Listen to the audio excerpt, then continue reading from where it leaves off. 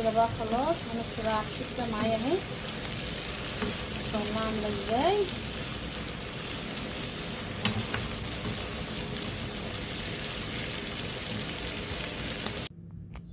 معايا بقى هنا نص كيلو كبده كده، كبده بلدي كده اهي. هو الجزار اللي مقطعها لي. هحتاج لها هنا معلقتين كبار كده من الثوم، ودي معلقه من هريسه الشطه بدل ما احط فلفل حامي. ومعايا بقى هنا التوابل، بهارات كبده، كزبره ناشفه معلقه كبيره، كمون، رشه بسيطه من الفلفل، ملح. ادي التوابل اهي. وهحتاج خل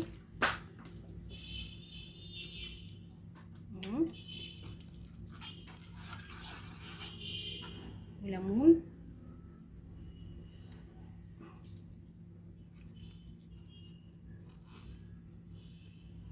الكبده ما بتتغسلش على فكره، مغسلهاش. دول عصير ليمونتين كده كبار اهو.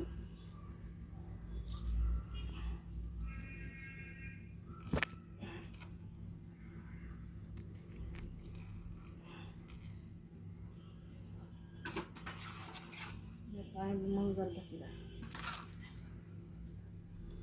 نحط بقى نص التتبيله دي، هتبل بيها كده الكبده. وهركنها كده في التتبيله بتاعتها دي 10 دقايق، ربع ساعه بالكتير، لان الكبده ما بتاخدش وقت في التتبيلات خالص. اهي معايا بقى هنا فلفل حار حامي، ده فلفل رومي اهو. ده اللي هنستخدمه مع الكبده. في ناس بقى بتحب تعملها ببصل براحتها، لكن انا هعملها بفلفل حامي وفلفل رومي. هتبلها بقى 10 دقايق وارجع لكم.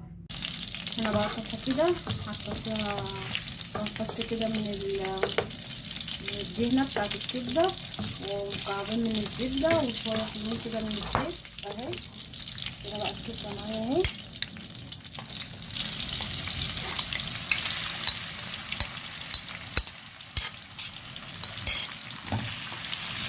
لازم تكون الكبده سخنه. هاجي جنبها بقى ولا اقلبها قبل ما تغير لون. بقى كده الكبده اهي، هبدا بقى اقلبها اهي. ما ننزلش ميه ولا حاجه، عشان ايه؟ احنا بننزلها على طاسه سخنه عشان ما تنزلش ميتها معانا. نستنى بقى لما تغير لون ونقوم مقلبينها بالمنظر ده كده. الكبده اللي معايا دي كبده صغيره اصلا، مش هتغسلها ولا حاجه. كده هنا ايه بدايه التتبيله اهي معايا اهي مع الكبده والفلفل اهو معايا. اخر حاجه وهضيف لها برضو اخر حاجه الليمونه دي. خلاص كده الكبده يعني 3 دقايق بالظبط بتخلص معايا ان شاء الله. كده الفلفل معايا اخر حاجه هينزل اهو. ده حامي وفلفل بارد كده، بس الفلفل يطرى معايا سنه واحده. واخر حاجه هحط عليها بقى الليمونه. يبقى كده خلصنا بقى احلى طاسه كبده عملناها كده في البيت. عامله ازاي